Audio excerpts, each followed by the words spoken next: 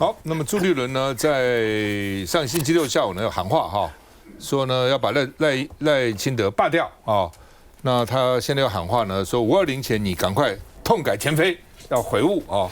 那赖清德怎么悔悟呢？这就是不要再搞大罢免了，其实就是意思。那否则怎么用行动来表示呢？啊，他说我悔悟了，他是有没有悔呢？那你不要再搞大罢免，推这大罢免搞什么东西呢？啊，那另外呢，因为朱立伦已经党主席下令要罢免赖清德，所以呢，全台湾国民党的民代要罢免民进党委员啊，能不能过2阶变成一个考核啊？因为时间也不多了，要2阶要能通过才可以，否则现在不提名你了啊。那所以呢，这个中正万华区的那些议员，搞不好下次不提名你了，我派其他人来替代你啊，要列为考核嘛。党有重要任务的时候，当然要考核了啊。那黄国昌说呢，要罢免。要2/3的立委同意才是关键，所以罢免呢，你问我能不能成功哦？罢免赖清德不容易，为什么呢？那是一种精神喊话，就要鼓励大家，哇，好出来啊！这个投票一定要出来啊！等等，为什么？我算了一下哈，要罢免掉赖清德的话，立法院有2/3，这是总统、副总统选举罢免法，也是宪法规定了。那2/3呢？国民党现在还差14席，对，哦，差14席呢。那换句话说，第一个，国民党没有一个立委可以被罢掉，通通要守住。第二呢，国民党现在通过1阶的15个，将来2阶也都要通过，将来要15个里面要罢掉民进党14个，而且再补选你都赢，哦，那这个难度何其高！但是呢，基本上就是至少，因为现在最怕蓝军说都投票不去，最怕不去，哦，因为你当选可能要50%，如果这个罢免你只要25%，那你不去呢，那你50%也没用，你80%也没用，因为你不去嘛，所以你要把大家叫出来啊。那另外呢，我们看看啊。你现在对赖清德有2种，一种是罢免他，一种是弹劾他嘛。罢免的程序1/4立委提案，这没问题哦。但是要2/3才能够提出罢免案。那2/3提出罢免案以后呢，再交给全国的选举人去投票复决哈。所以大概将近1000万票去投，1000万人去投票，970几万吧，将近1000万。然后呢，这个过半人去投票过半才能把它罢免掉。哦，所以呢，当然不是那么容易。那另外是弹劾呢是只要立法院1/2提议，哦，这个1/4提议都很容易，但是呢也是要立法委员2/3通过，然后再交给大法官去审理，哦，大法官成立宪法法庭，像南韩这样，哦，这个大法官通过弹劾尹锡悦，但是台湾这2个其实都不容易做到了哈。那另外呢，这个说呢，他们希望赖清德能够化解自己的危机。我们看一下，台湾各个角落、各个地方，我们要全面的发动各种方式的罢免赖清德的运动。国民党主席朱立伦号召全台罢免赖清德，更剑指进入罢免第2阶段的15名立委，尤其是民进党的立委，而你们今天成为帮凶、成为鹰犬、成为绿卫兵。才是真正应该要罢免，但只是罢免总统门槛极高，若没办法争取2/3的立委支持，恐沦为口号动员。朱立伦宣布，全台蓝营民代投入罢免立委2阶联署，更要把成绩列入考核 KPI。我们已经要求全台湾所有的民意代表要协助所有罢绿选区这些。第2阶段的联署，我们也会把这一次2阶联署的结果列入考核，也会公告。我们看朱立伦被说罢免赖清德，你会支持？但挺不挺罢免赖清德，看来台北市长蒋万安尚未决定。立委吴思瑶质疑朱立伦大动作罢赖是要跟蒋万安的倒戈论互别苗头，而另一方面，27号跟赖清德同场的台中市长卢秀燕也喊话以智慧解决困境。不过2人实际互动非常正常，并肩举杯，也感受不出任何火花。经济还是最重要的，所以我率领的团队以拼经济为优先。朱立伦下令启动罢赖，但蓝营首长选择观望，或许还需凝聚更多共识。小新现在到怎样？其实我想现在大家开始在提说这个赖清德下台，然后呢有很多不同的主张哈，比如说有倒阁的，然后呢有这个要罢免赖清德的。其实我觉得只要能够让民众看到现在的政府逐渐走向独裁专制的手段，然后呢愿意站出来用自己的一份心力投下这一票，守护中华民国的自由民主，我觉得都是好的选项。为什么我这么说呢？其实很多人不知道匈牙利，我刚刚在跟大家分享匈牙利匈牙利呢，它是一个在政治学上典型叫做什么呢？从民主滑向威权，叫做 illiberal democracy， 就是不自由的民主。不自由的民主它不直接叫你专制，也不直接叫你独裁，它跟纳粹希特勒不一样。那呢，他是一个这个总统，他在2000年的时候被大家都认为他民主转型已经成功了跟台湾很像。可是呢，欧尔班他开始从一个自由主义者转成保守主义者，转成民族主义者。他开始做几件事情。第一个他修改宪法但我们台湾没办法修宪，因为李登辉那个门槛做太高。但后面都很像，他去呢操控一些选举制度，由小处开始。比方说呢，增加一些选举的难度；比方说呢，让一些选区的划分对他自己更有利。再来，他去掌控、收买媒体，让媒体上面所呈现出来的内容大多都对他的阵营有利。然后呢，他一样打压司法独立，所以呢，他改变最高法院、宪法法院的人事安排，然后呢，让这一些所谓退休的一些相关法官用自己人取代，就你退休掉的，我马上用我自己人取代，所以司法减掉全部一把抓，这跟台湾现在也很像。然后呢，他还会去限制公民团体，所以在当时公民团体仍然存在。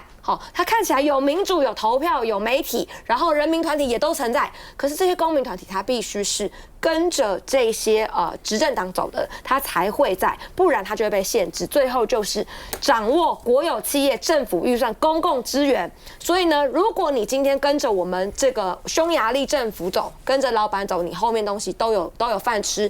但是如果你违抗我的话，你什么都没有。最后一个，煽动民主主义，然后排外。这个跟现在台湾也很像，我们看到先前他们对于陆配，然后很多我这边就接到很多住在这里30-40年以上的陆配，他们已经是中华民国的国籍身份证都有，移民署就会寄一张单子给他，叫他去找出40年前放弃户籍的那一张纸，否则要送回去。他在这里都已经年纪很大，都有小孩，都有中华民国身份证，都可以投票了。结果他们在煽动这样子的一个民族主义跟情绪，只要不听我的意见的，你们全部都是中共同路人。要抗议的话，要抗议独裁的话，请到天安门去。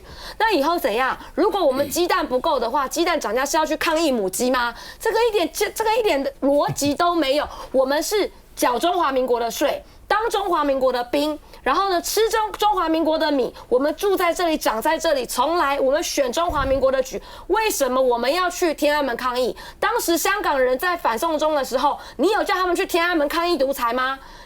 你赖清德，你蔡英文当时有叫他们去天安门吗？如果这样子的话，抗议诈骗要去柬埔寨，抗议很多事情要去美国，那所有事情都不用在台湾抗议了嘛？这种完全没有逻辑的话，只洗脑给自己人听，跟当时匈牙利这种不民主的不自由的民主，从民主滑向威权有什么两样？所以李孝亮那边或许需要帮忙。然后我觉得今天朱立伦做了一件很对的事情，就是要宣示，如果今天没有大家都站出来，国民党自己都没有站出来帮忙的话，那你凭什么叫其他人都出来？现在寒蝉效应已经到了一般民众他不敢站出来的时候，你作为政治人物，你还躲在后面，那百姓当然更害怕啊。所以身为政治人物的人，当然要更站出来，站在前面，百姓才能跟着你一步一步的往前走。为了保卫中华民国的自由民主，在他还没有走到专制独裁那一条路上，那一条红线上的时候，就应该要制止他了。好吧，到底呢？抗议在哪里抗议啊？到凯达格兰大道前面抗议，总统府前面抗议，还是到天安门前抗议？休息一下回来。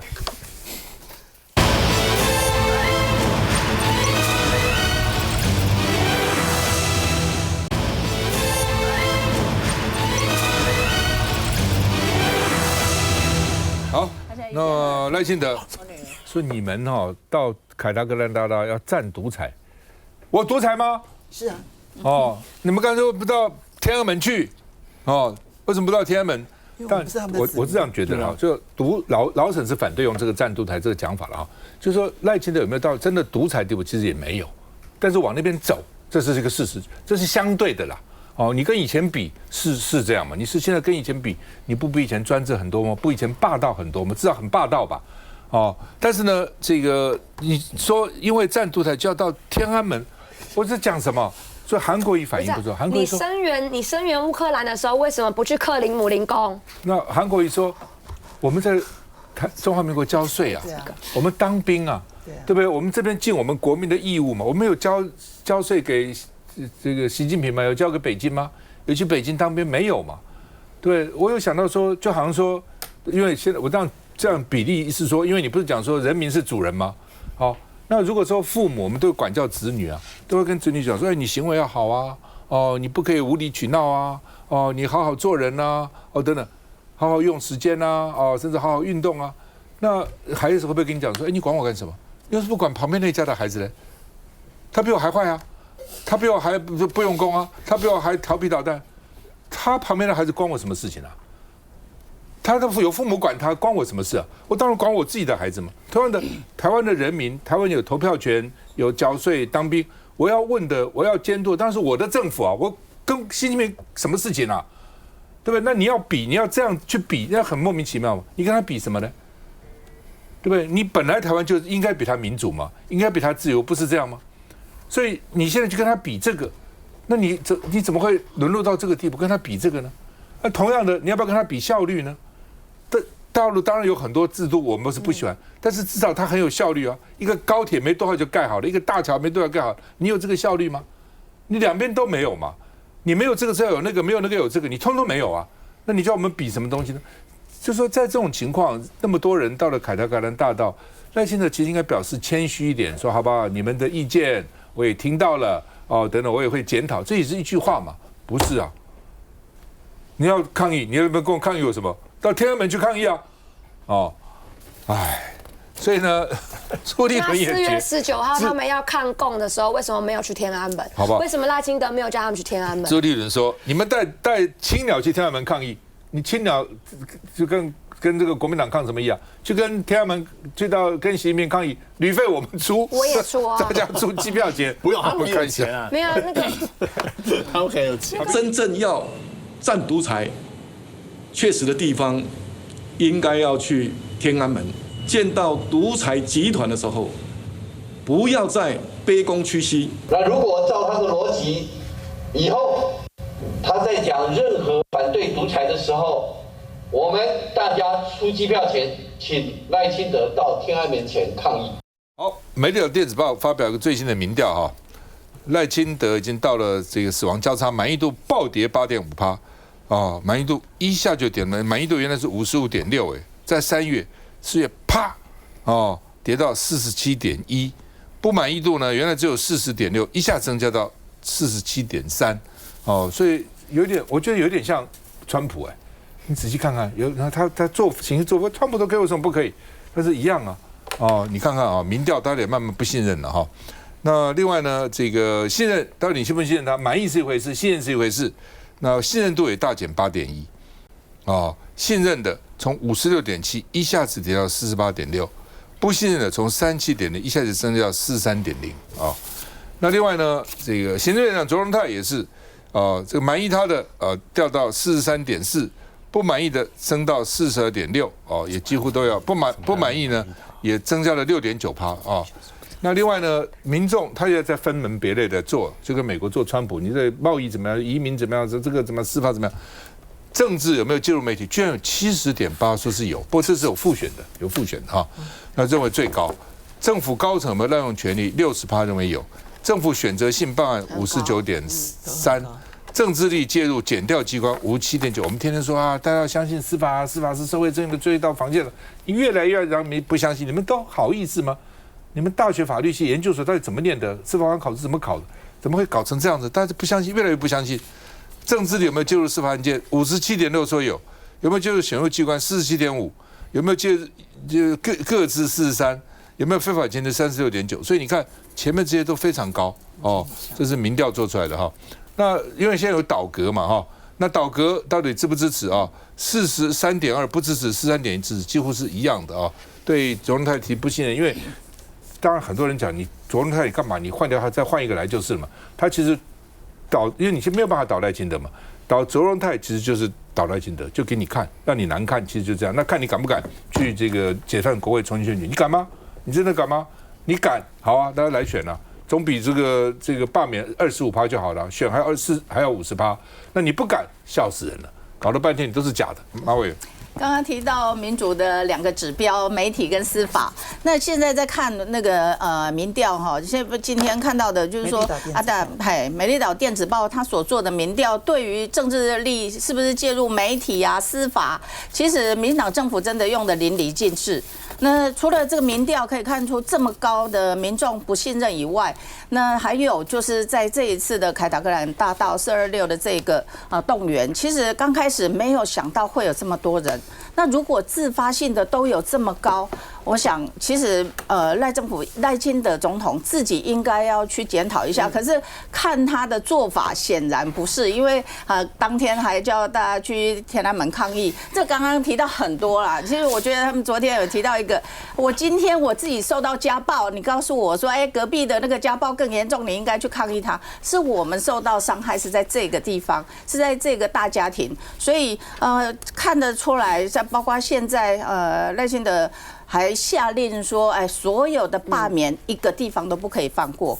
他们在私底下的运作已经是这样子，所以把巧心的那些志工都往南投这边来推了。他们大概最后一里路，对，对，就是要让我们大家都要就这个地方2阶达标，就到另外一个地方，到另外一个地方这样。对，现在他证明只有同一批人呢。对，是啊。所以不像他们讲那么多。可是我们看到这个，刚刚说，现在是一个危机，他不认为是危机耶，他认为罢免是他最大的转机。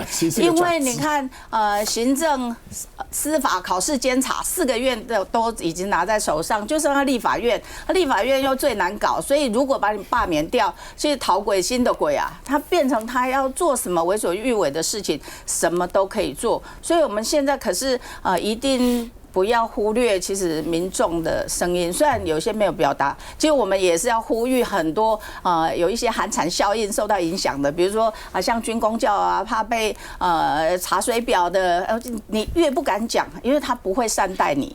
你今天如果人民有力量，政府才会害怕，所以其实这一股力量应该让它越来越大，而不是越来越小。因为其实这样的力量集结起来，才可以让执政者听到人民的声音。来，丁柏伟。我想这个大罢免已经进行一段时间了哈，可是我们必须说，目前包括朱立伦，你所提的部分，当天蒋万安提了倒戈，现在又整个收回去。那收回去之后呢？下一步，你现在要提出说要罢免总统，可是大家都知道这是一个假议题啊。在整个罢免总统、副总统的选举罢免法当中，基本上门槛根本就不够，而且也无法达标，所以你用这样的方式，只是在做一个政治的一个斗争，然后你做政治的一个氛围的风向的带动。其实我觉得这个对于整个政治生态其实是没有加分。那你说今天朱立伦从大罢免一路来到现在，不论是司法或政治，可是为什么会有那么多所谓的超名单、死亡名单的这样的一个问题？所以我觉得国民党是不是也应该在自己检讨说，在第一阶其实是最基本的门槛，最基本的。可是为什么还会有那么多地方出现所谓的死亡连署？我觉得这个问题其实长久以来并不是到第2阶哦。你说第2阶因为人数要比较多，你无法控，可是第1阶人数门槛没那么高，你必须去用到死亡连署。所以我认为说，国民党自己也要去检讨你在整个过程当中，你是不是有哪一个环节你并没有做到位，而且导致了在整个过程当中，让你的支持者会有失望，而力道动不起来。所以其实我一直讲，大罢免不是现在这1、2天的事情，是一直以来从过去1年这样的差不多从开始酝酿到开始联署1阶联署到2阶联署，也已经2、3个月了。那为什么会有这样的所谓死亡联署还不断的出现？我觉得国民党自己也要去检讨。那知道，我觉得这样子啊，这所谓我们只要一句话讲死亡联署啊，第一个很多的民众拿过来说，如果这个我帮你写这个，如果他不在，你怎么去确认？他直接问我说我没办法确认，我只有收。我只有收，他说对啊，你们根本没有能力啊，因为我们不是民政机关，我们不是说我验名之后张志刚把他电脑里面是死的活的，还是他是不是住这，所以基本上。对啊，但我没办法确认，很多事情没办法确认。但你把这个名单我给了中学会，中学会把死亡的不在户籍通剔除之后，叫我补件了，我也按照这样去补了，代表说我中学会就接受我这新补过来所有的名单嘛，所以你还是可以进行2阶嘛。那基本上你中学会已经认可可以进行2阶，那回去算这些人的账。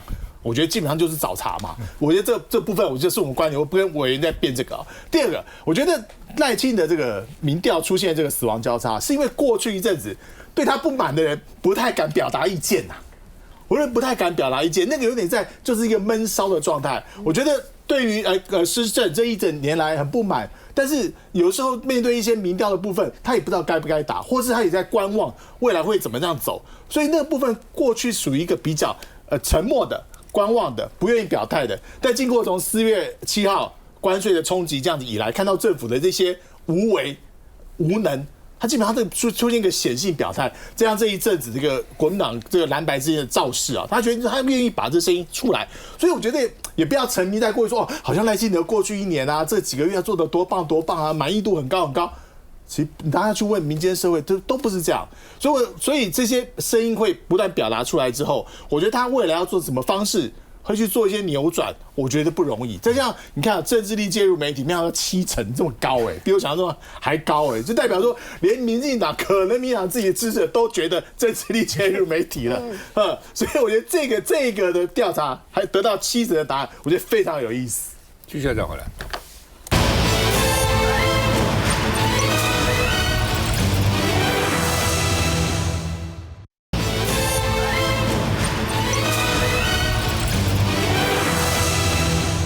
好，韩国瑜上礼拜6也到了现场去哈，那他就说民进党搞大罢免的是打麻将，是想打清一色哦。他说变成这个陈水扁、吕秀莲、谢长廷也都呼吁说，叫民进党不要再搞这大罢免了，不要让台湾民主开倒车了，一定要走真正的民主，民主一定要反对党来制衡。我还记得我第一次选台北市议员，我完全没选过啊，我是突然就去选了。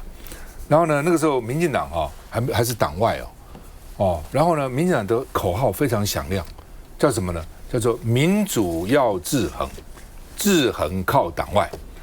哇，结果民进党在全台湾各地呢，哇，这个秋风扫落叶，选票都进来了，大赢。为什么？民主就是要制衡嘛。那制衡靠谁？制衡当然靠在野党嘛。制衡怎么靠执政党呢？因为那个时候没有在野党，那时候还没有民进党，所以叫靠党外。有没有道理？有啊，大家听得懂。标语也很简单，诉求很简单所以制衡非常重要。所以韩国瑜讲民主一定要有反对党来制衡嘛，这没有办法，因为权力使人腐化，绝对的权力使人绝对腐化。你只有靠媒体，靠在野党然后呢靠法院靠社会的力量。人民的力量来制衡，一定是这样子啊！你不能把这个力量没有也不好了，其实并不好哈。来，我们看韩国瑜怎么说。这边看一个立法委员刚当选就开始罢免，哪有执政党这样子一个搞法？这不是民主政治。痛批绿营大罢免毫无正当性，立法院长韩国瑜426上凯道喷金句。你打麻将只想打清一色，你为什么不打臭一色？用麻将说比喻民主，为何不能有不同声音？开枪绿营就想一党独大。大家想想，清一色的人是谁呢？在立法院只会议事不中立，完全护航蓝白一色，上牌桌就要守牌桌的规矩。国民党为什么上上下下都要炸糊呢？反酸韩国瑜意识不中立，还挺作弊，好吧？来，季凯，韩国瑜用这个清一色是在讽刺民进党要一党独大、一党专制哈。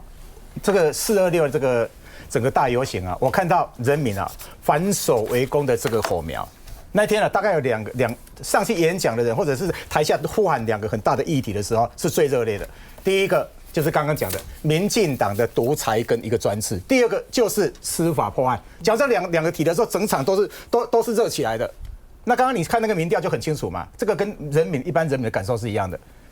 你问他说他有没有政治力，有没有介入媒体，70.8%，7成1，压倒性的嘞。那进一步去问政治力有没有介入检调机关或者介入这个司法案件，都是50几点，都将近5成8，这都是将近6成，一个7成1，一个将近6成，表证是什么？民进党这个党检媒一提这个事情，人民是台湾人民的主流意见，所以我说从20万人上街去呐喊，而且大家有志一同要打破这2个，看起来那个整个反攻的那个火苗是有出现的。那老蒋，可是我也要提醒啊，就是说虽然看起来人是很多，不过你看民进党现在马上回敬你的是什么？不只是那一天赖清德跟你讲说，你如果有不同意见，你到天安门去，这代表2个什么意义？第一个，他不止不倾听，他没有反省，他没有准备回应你的问题嘛，他还去抹黑你。这不是专制是什么？不是专制，什么叫专制？不是独裁，什么叫做独裁？这就是今天你又看到的，他们用什么来回应我们人民的这个怒吼，人民的这个呐喊？一早，国民党新北市的这个党部，30路大收手台湾现在你看那个共谍案那么严重，然后大家最气的是什么？打炸案那一些，他把那个检调人力全部抽出来，这1个多月以来，全部都在办那个伪造文书跟个资保护的一个联署案。幽灵这个联署，这个不会太离谱吗？这基本上已经变成一个政治追杀啦。而且之后，30路的这个大收手，同时约谈了20个人哦，不是国民党的重要党工什么书记长而已哦，连发起罢免民进党人的领先人、发起人，连志工全部都约谈而且到你家里面去搜索，这已经是一个白色恐怖啦。所以我刚刚在讲说，很多人认为说，这一天好像整个反守为攻，这整个士气起来了。可是老实讲，在野党还要更明确的定自己的战略目标，因为民进党他今天很清楚，他就跟全民宣战嘛。你上街头这么多人，那我今天早上2个地方的大搜索跟你宣战，而且党检媒全部都进来，那你要怎么去回应？我就说那是罢免啊！现在绝大部分的民众，我相信你明天如果有一张选票，你投说你要不要罢免赖清德？我相信6成左右，不只是6成，搞不好更多人，很多人民心里的心声就是要罢免赖清德嘛。但你知道整个乱年就是在总统不愿面对问题，不倾听民意嘛。可你没有办法，现在有宪法这个罢免有3道防线，第一个1/4的这个立法委员提案，那是人数一定够嘛。那最后这个阶段，你交给人民来投票，我认为也是可以把它罢免掉的。那中间少了你2/3这个立法委员，少14席啊。民进党都可以罢免国民党所有的立法委员，7立委全部都罢免，为什么国民党跟在野党没办法把民进党14席拉下来？对不对？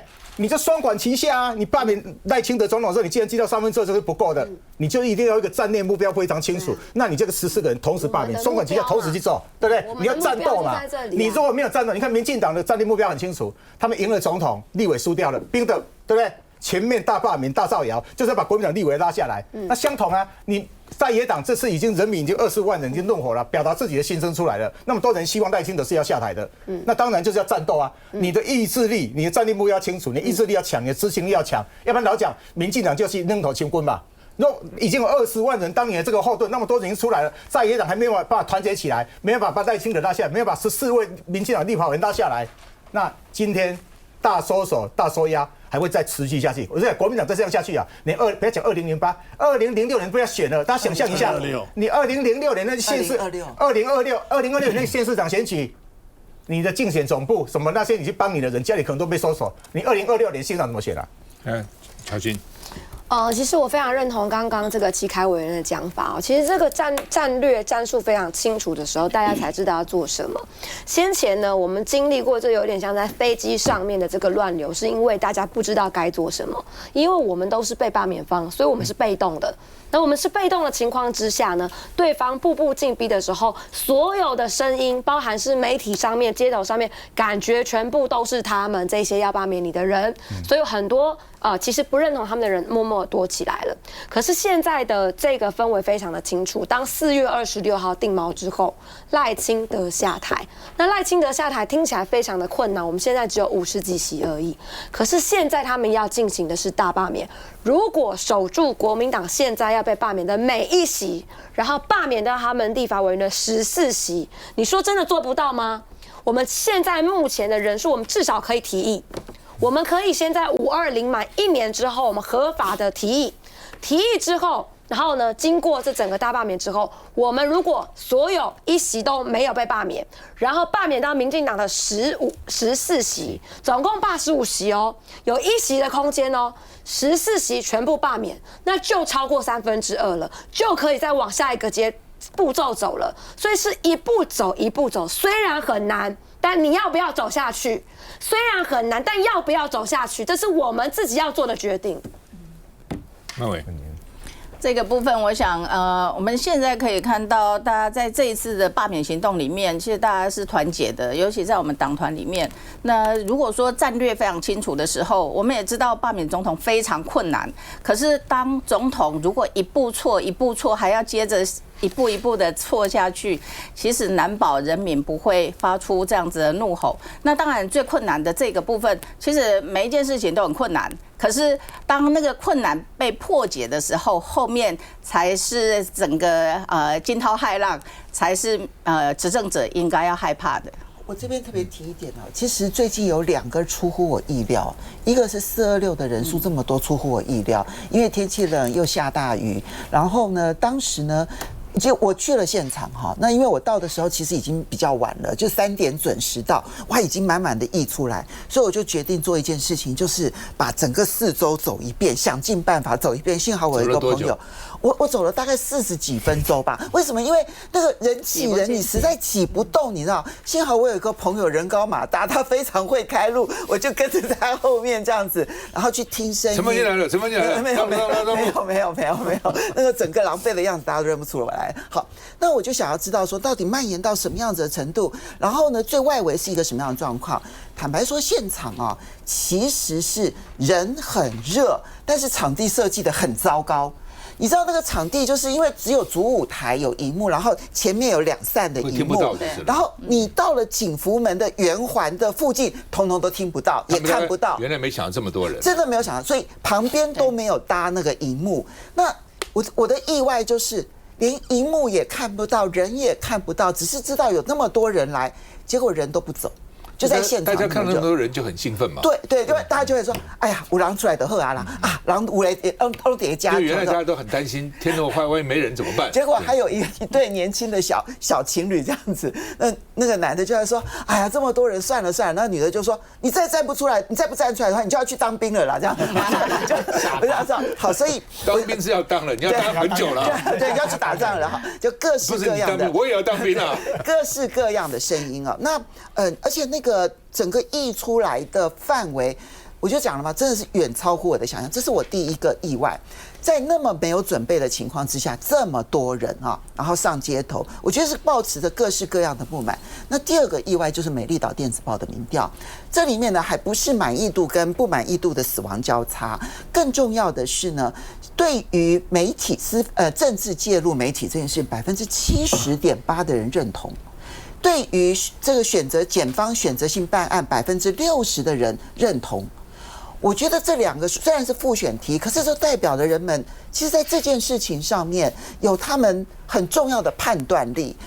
这一点呢，其实说明了，在过去这一段期间，我也在思考，当检方用这种铺天盖地的方式来办案的时候，民众会不会因为胆怯而不敢表态？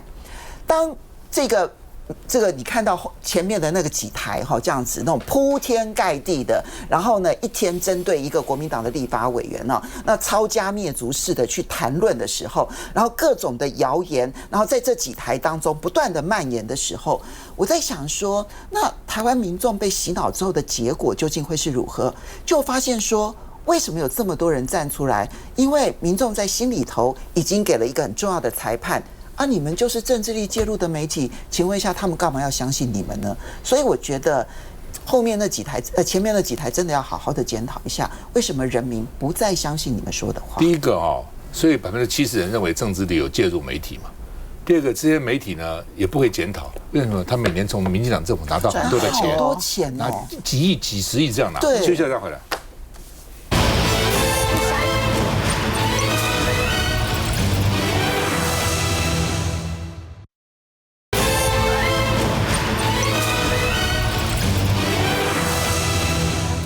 好，昨天才进到立法院干嘛呢？向在野党团要说明呢，他们要来编一个呢特别条例。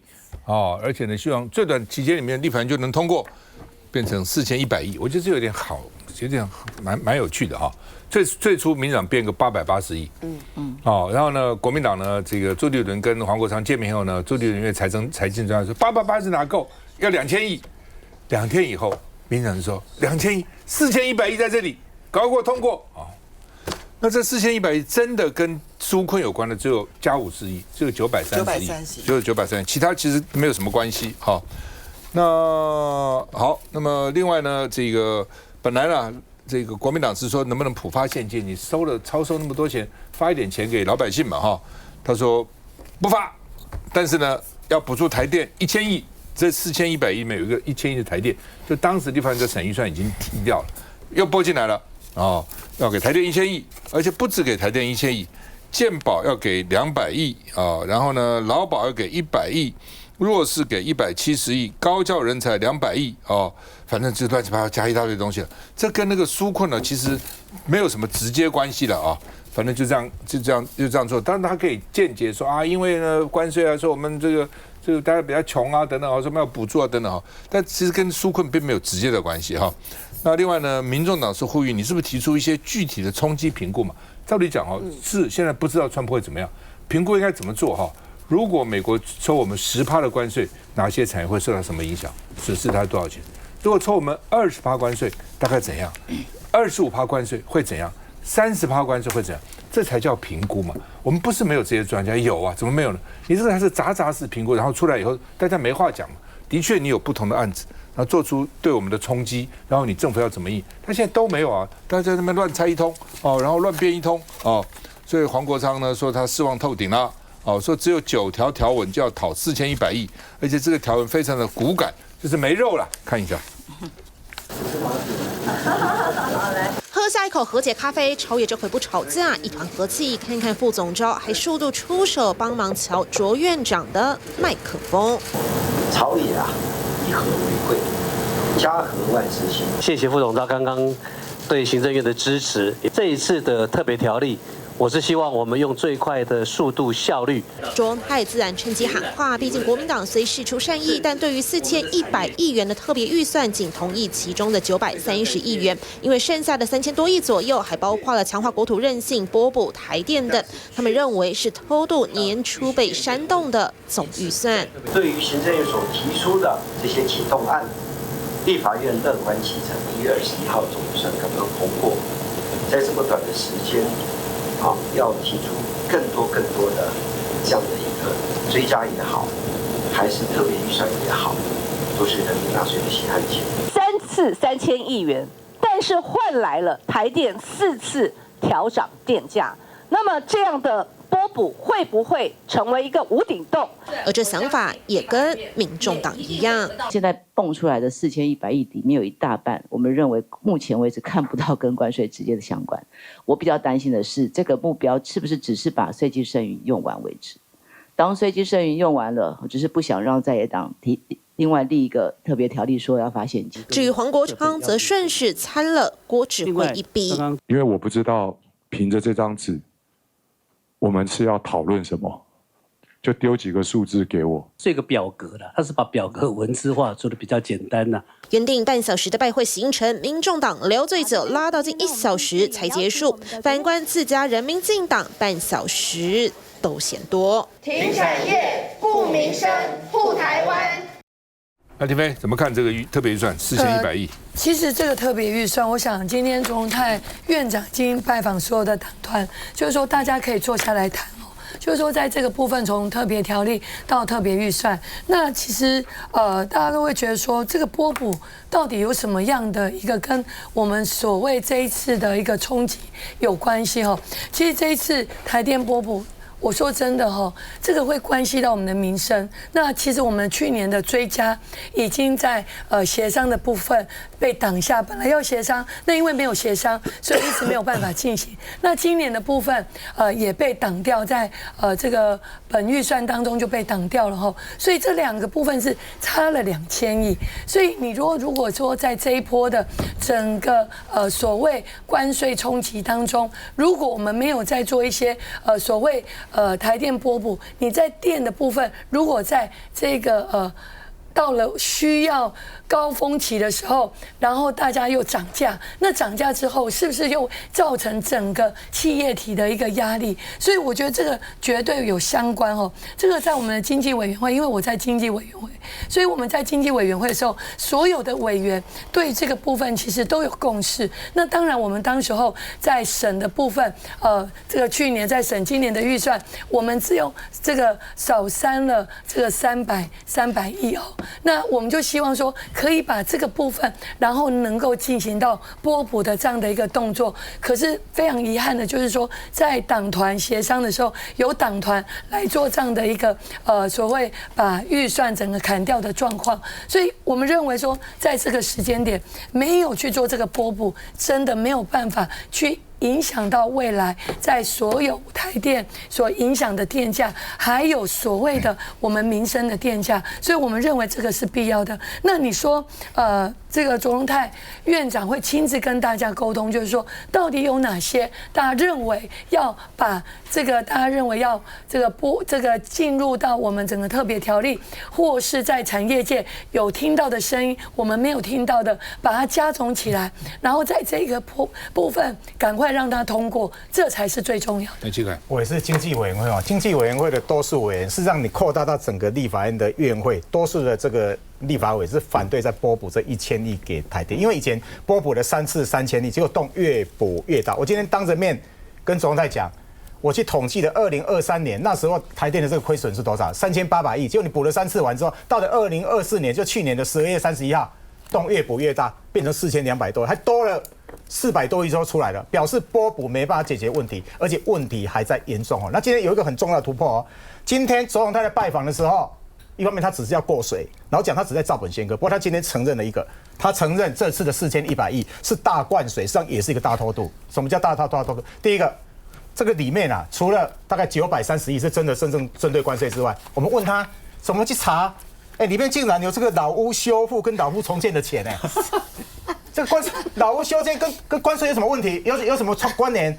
第二个里面什么国土安全韧性的，你们要去买什么增加这个新房建的这个坪数你不是要对美要采购那个经过吗？你还有另外一个特别条例的，所以他今天承认了，他说是因为过去他们因为这个去年有超增了这个5000多亿嘛，后来有3000多亿是可以用的。那在野党不是提到吗？我们提到民众党说赶快发出去，现在通膨这么严重，又有高关税冲击，至少每个人先发6000块钱。国民党说1万块，他把这东西没收了。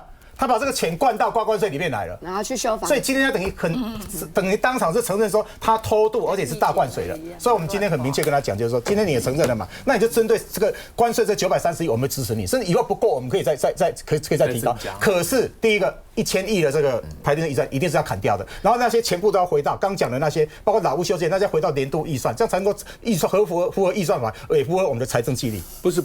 不是不给台电钱，已经前后给了3000亿了，但是给了3000以后呢，它还是涨价涨了4次嘛，因为它的政策不改那是一个无底洞嘛。你给他1000亿，他是不是保证以后不赔钱了？是不是保证以后这个不要再涨电价？他也不敢了，他也不敢讲啊。所以那你不这是个无底洞，不断在填在补吗呢？马委。其实执政者应该要看的比较深、比较远，因为我们现在看到，好像政府刚刚讲的，在这个国土韧性里面，它甚至把无人载具都放进去，还有库储设施，就是我们的弹药啊什么这些要放的，这个怎么会放在这里？这个在我们每年的那个预算里面已经都有，公务预算都有。对，在公务预算里面都有，而且我们每一个库储设施到现在都没有按照我们既定的期程，每一个都落后。那你现在还要把钱放到这里去就做这些工程，我觉得可以看得出来不够用心啊，因为没有好好的说下乡去倾听很多的声音，可是显然没有把这些声音用在他执政应该要怎么规划上面。其实我认为880亿当然是不够，因为人家是有739亿的美金的差额要补。可是我们要怎么谈？不是说你包裹一大堆用偷渡的。我们第一个好好谈，慢慢谈。仔细谈，而且分阶段谈。然后呢，我们要动态的谈，因为川普他也是关税一下这样一下那样，你一次就谈完了，那万一后面没有或后面又有，那怎么办？还有要有改善的谈。如果今天你可以谈出一个你要如何改善台电的亏损，让它不再亏损。那拨补没有问题，可是如果你完全没有任何的改善方案，要一直补、一直补、一直补，把所有纳税人的钱掏空，那不好意思，这种没有改善的谈，那没有什么好讨论。凤姐，其实如果说他们现在看起来就是要把税基剩余给花完了但是呢，我要提醒大家，这种把税基剩余花完，就是把我们后面的子弹，就是要去应对关税的子弹全部用完。对，这930亿只说明了一件事情：行政院到现在没有真正的跟工商业界好好谈，不知道工商业界到底什么地方需要好好的帮助，所以呢，填来填去只能填出一个930亿，剩下来的呢，就想到的就是台电。你要知道，补台电的无底洞，目的只是要去补那些光电业者。来，志刚。所以其实行政院这一个月来，其实没有真正盘点好，到底我们会有哪些的错，哪些会损失，哪些需要钱，哪些需要经费，需要多少经费。我觉得他还是在凑数，就把过去这个预算里面被卡掉的，我觉得